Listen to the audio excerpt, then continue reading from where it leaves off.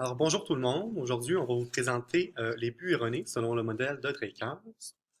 Pour commencer, on va vous expliquer les trois styles d'enseignants. On a l'enseignant autocratique, qui est un enseignant qui a besoin de diriger et de contrôler les élèves. C'est un enseignant qui ne favorise pas du tout l'autodiscipline. Par la suite, on a l'enseignant démocratique, qui est l'enseignant parfait selon Dreyfus. Il travaille la responsabilité et la liberté des élèves.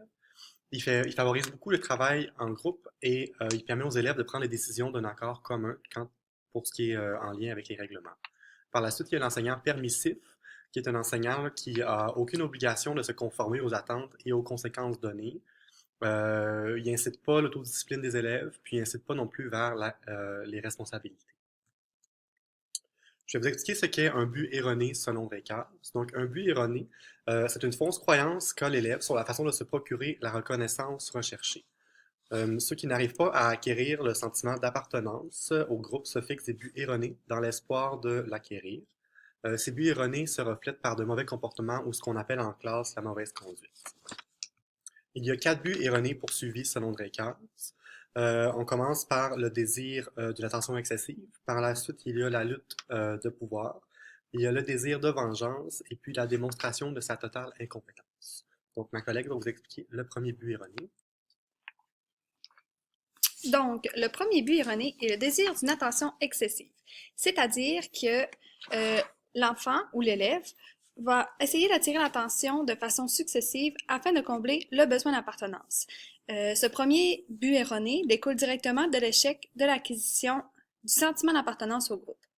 Si je veux donner un exemple pour expliquer le but, lorsqu'un élève dérange avec son crayon lors d'une explication, il va le faire plusieurs fois pendant les explications pour déranger et aussi pour attirer l'attention de l'enseignante. Mon collègue va expliquer le deuxième but. Ce second but est la lutte pour le pouvoir. Donc, ce second but consiste à une affrontation avec l'enseignant. N'ayant pas atteint le premier but, l'élève souhaite atteindre un certain pouvoir.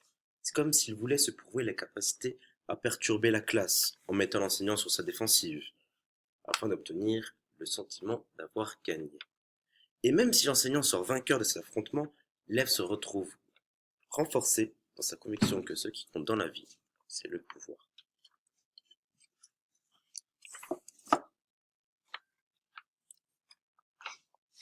Donc, je vais vous expliquer le troisième but qui est le désir de vengeance. Donc, le désir de vengeance, c'est afin de se sentir important, l'élève qui n'a pas été capable d'attirer l'attention va blesser les autres. C'est une forme de vengeance puisque l'élève se sent lui-même blessé. Il veut faire vivre aux autres ce sentiment. L'élève cherche à être puni ou mal aimé, et plus il est puni et mal aimé, plus il se sent gagnant dans cette situation. Donc, le quatrième but erroné, selon Dreyfus, c'est la démonstration de sa totale incompétence. C'est la dernière étape. L'élève va se sentir nul, imbécile ou ignorant. Bref, il va se sentir incompétent. Il veut éviter de souffrir davantage, donc il va se retirer du groupe. Il va essayer d'éviter les interactions sociales, il va moins participer en classe, il ne participera pas aux activités. Ça va pas là. Alors, qu'est-ce que la discipline selon Dreyfus? Donc la discipline, c'est le contrôle du comportement. Il y a cependant plusieurs disciplines. Donc il y a d'abord l'autodiscipline. Donc l'autodiscipline, c'est quelqu'un qui s'autodiscipline, c'est quelqu'un qui comprend que les comportements appropriés ont des conséquences agréables et que les comportements inappropriés ont des conséquences désagréables. Ensuite, il y a la discipline aversive, pardon.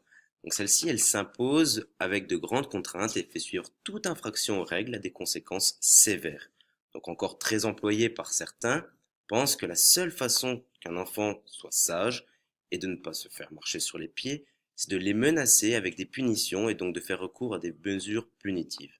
Donc pour Dreyfus, une bonne discipline s'exerce sans avoir recours à la punition. Pour lui, il faut que les élèves aient une grande liberté en comprenant que les conséquences associées à leurs décisions. Selon ce principe, l'élève choisirait lui-même les conséquences de ses actions et déciderait de se comporter de telle ou telle manière. Pour l'auteur de la théorie, les enseignants démocratiques réussissent mieux que les autres à établir une discipline efficace. Aussi les conséquences logiques par opposition à la punition. Donc Dreyfus conseille à l'enseignant d'établir des conséquences logiques dans le but de prévenir les mauvais comportements et de motiver les élèves à bien se conduire. Bien sûr, elles doivent être établies conjointement avec les élèves. Les conséquences logiques sont donc différentes d'une punition puisque cette dernière sert à montrer aux élèves qui commande et suscite donc un sentiment de vengeance de la part des élèves. Les conséquences logiques, au contraire, faut comprendre aux élèves que tout comportement a des conséquences. Un bon comportement entraîne une récompense, tandis qu'un mauvais comportement entraîne des conséquences désagréables. Il faut cependant expliquer aux élèves, et à l'avance, les conséquences logiques afin qu'ils comprennent et acceptent l'emploi, pour ne pas que cela ait une allure de punition au moment de les appliquer. Drakers propose aussi de créer un lien entre conséquences et comportement. Par exemple, un élève qui se bagarre durant la récréation sera privé de récréation. Un élève qui dérange les autres sera mis à l'écart. Et un élève qui n'a pas fait le travail devra le terminer en classe, par exemple.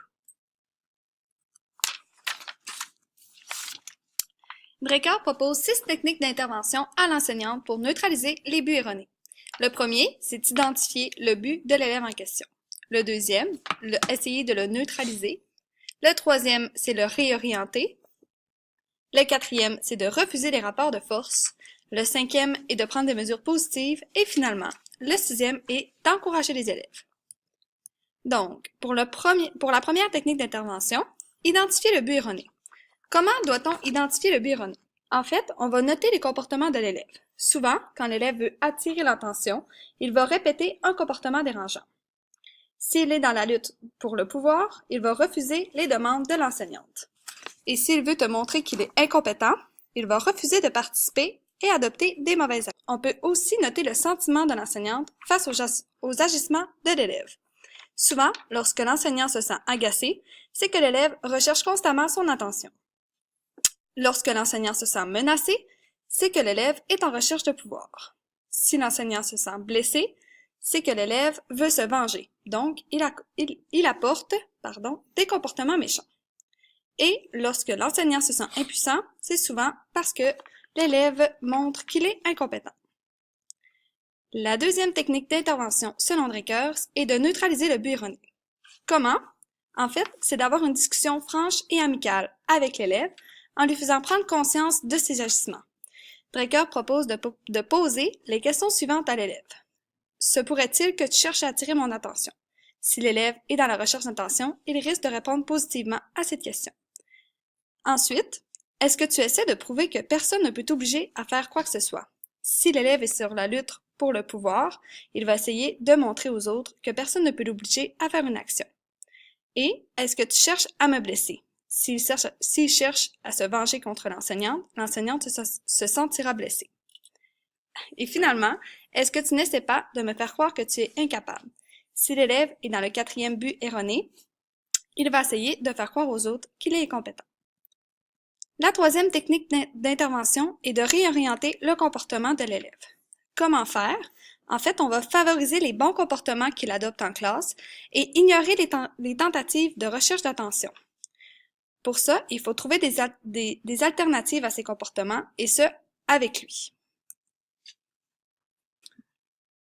Donc ensuite, la quatrième technique d'intervention selon Drecker, c'est de refuser les rapports de force. Donc Drecker conseille dès le départ d'éviter de se laisser entraîner dans une lutte pour le pouvoir afin de ne pas accroître la révolte des élèves. D'une part, l'enseignant peut s'abstenir de se présenter comme une figure d'autorité, afin de montrer à l'élève qu'il n'a personne contre qui se battre. Il peut aussi déclarer à la classe qu'il se rend compte que l'élève en question ressent le besoin de se dominer. De ce fait, ce dernier ressentira une pression de la part de ses pairs plutôt que celle de l'enseignant. Ensuite, il y a aussi l'enseignant qui peut également réorienter le désir de l'élève en lui donnant des responsabilités ou encore à l'inviter à participer à une prise de décision. Ainsi, l'enseignant refuse de s'engager dans un conflit tout en acceptant certains pouvoirs de l'élève. Enfin, quand l'enseignant souhaite faire face au mauvais comportement de l'élève, il peut lui présenter quelques solutions de rechange, si l'élève n'a pas de suggestion à un changement de comportement.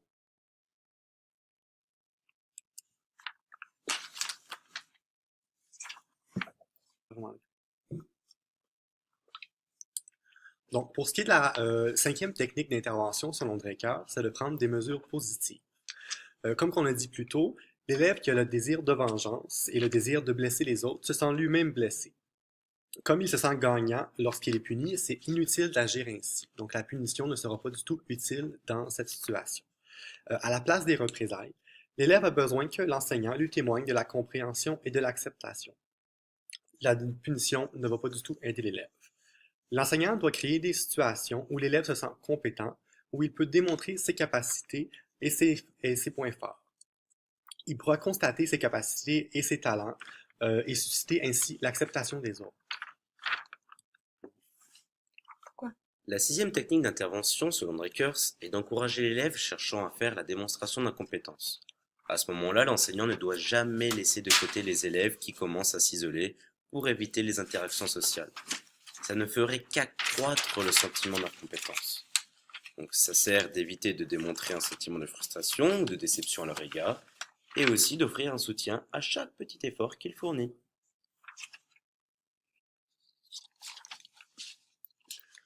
Donc, comme tout modèle théorique, il y a des points forts et des points faibles. Je vais vous faire part des points faibles qu'on a pris en considération dans notre groupe pour ce qui est là, du modèle de Drakers. Ça semble être un modèle théorique qui est difficile à mettre en pratique. Il fournit peu là, de techniques d'intervention et de façon de faire sur le terrain pour les enseignants lorsque les élèves ne répondent pas bien à la réorientation. Les buts erronés ne semblent pas orientés pour des tranches d'âge en particulier non plus. C'est-à-dire, est-ce que les buts erronés présentés par Drakers sont applicables plus pour des enfants là, de 7 ans ou des adolescents de 14 ans, ou est-ce qu'ils sont applicables pour toutes les tranches d'âge? Selon nous, les façons d'exprimer le sentiment là, de non-appartenance à un groupe ne sont pas les mêmes pour les enfants en bas âge et les adolescents. De plus, le modèle de Drakers fournit peu d'informations sur la gestion de comportements inappropriés des élèves. Les mesures correctives sont quasi inexistantes dans ce modèle. Les enseignants peuvent se rediriger par contre vers les modèles de gestion de classe d'Archambault et Chouinard pour cet aspect de la gestion de classe. Donc ce modèle, il a aussi des points forts, comme toutes les théories. Donc notamment au niveau de la pédagogie, par exemple, ce modèle aide les enseignants en leur donnant des pistes d'intervention à avoir avec les élèves. De plus, il y a aussi des effets très bénéfiques qui ont été remarqués après avoir appliqué et de manière constante ce modèle.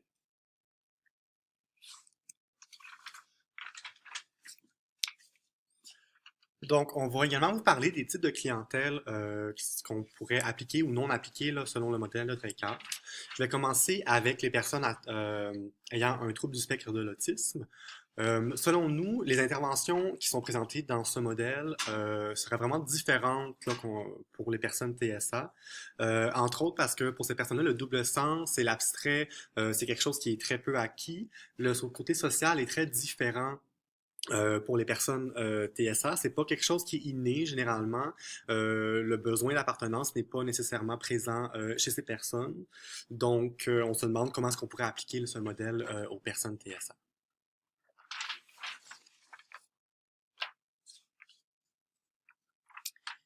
Pour ce qui est des personnes ayant un trouble du comportement, on trouve que le modèle de Drakers est plus représentatif à ce type de clientèle-là. Pourquoi? Parce qu'ils peuvent utiliser ces buts comme moyen de défense face à leur incapacité de s'intégrer au groupe. On sait que ceux qui ont des troubles de comportement ont des comportements déviants qui vont souvent les exclure du groupe. Donc, en n'ayant pas le sentiment d'appartenance au groupe, ce modèle-là peut s'appliquer à eux. De plus, les interventions peuvent être présentes du modèle aux troubles de comportement. Seulement, il va falloir probablement les répéter plusieurs fois avant qu'un progrès ne soit remarqué. Bien entendu, c'est plus difficile pour eux de changer leur comportement déviant et surtout d'en prendre conscience. OK, donc pour conclure, le modèle de Drakers conseille de discuter davantage avec les élèves de leurs actions et des conséquences logiques de leur comportement. Le meilleur type d'enseignement est le type d'enseignement démocratique puisqu'il laisse l'autonomie aux élèves. Il y a 3 points principaux à ne pas oublier avec les élèves. Le premier, c'est que l'élève est un être social et qu'il désire appartenir au groupe. Le deuxième, c'est que l'élève a la capacité de choisir. C'est pourquoi l'enseignement démocratique est le meilleur. Et le troisième, c'est que si l'élève n'atteint pas le but d'appartenance, il adoptera des comportements déviants, donc les buts erronés. Qu'est-ce qu'un but erroné? Pour se rappeler, c'est une fausse croyance pour se procurer le sentiment d'appartenance au groupe. Et il y a 4 sortes de buts erronés. Le premier étant le désir d'attention, le deuxième, la lutte pour le pouvoir, le troisième, le désir de vengeance et le quatrième, la démonstration d'incompétence. Merci! Donc, dans le premier enregistrement, nous avons oublié de vous poser des questions ouvertes pouvant être sujet à l'examen. Voici donc la première question. Expliquez dans vos mots ce qu'est un but erroné. Donnez au moins 2 exemples de comportements se rattachant à ces buts. Pour ce qui est de la deuxième question, nommez des pistes d'intervention que les enseignants peuvent adopter lorsqu'un élève poursuit des buts erronés. Voici également la bibliographie. Merci! Au revoir!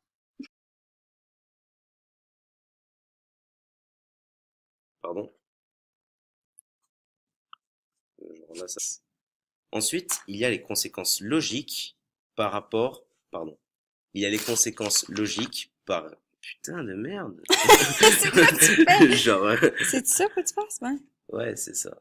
Vas-y, continue, on va le couper. Il est Ah, aussi logique... Attends, faut juste que j'apprenne ma phrase par cœur, là, du coup, je m'excuse. Pour l'auteur pardon. Pour l'auteur... Si l'élève est dans le 4e but... Oups. Pour ce qui est de la 4e technique d'intervention selon C'est moi, Draker, ça. C'est pas grave, fais pas pause. On va juste le couper. De ne pas accroître la révolte des élèves.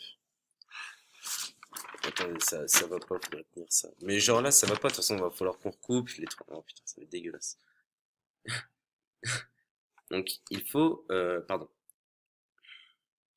Je dois revenir. le désir de vengeance, c'est le désir de blesser les autres, se sent lui... Oh. Je vais recommencer. À la place des représailles, Draker propose à l'élève qui a besoin... Non. Je vais recommencer. Mais ok, c'est bon. Ouais, on va voir tout le montage. Et ont été remarqués après avoir appliqué le modèle de Drakers de manière... Pardon, attends. De plus, des effets trigonométriques ont été remarqués après avoir appliqué le modèle de Drakers de manière appliquée et constante. Ok. Ah, c'est vraiment une drôle de phrase. Ouais. Ouais, c'est pour ça que j'ai bugué. Je vais revenir parce que j'ai pas ma feuille.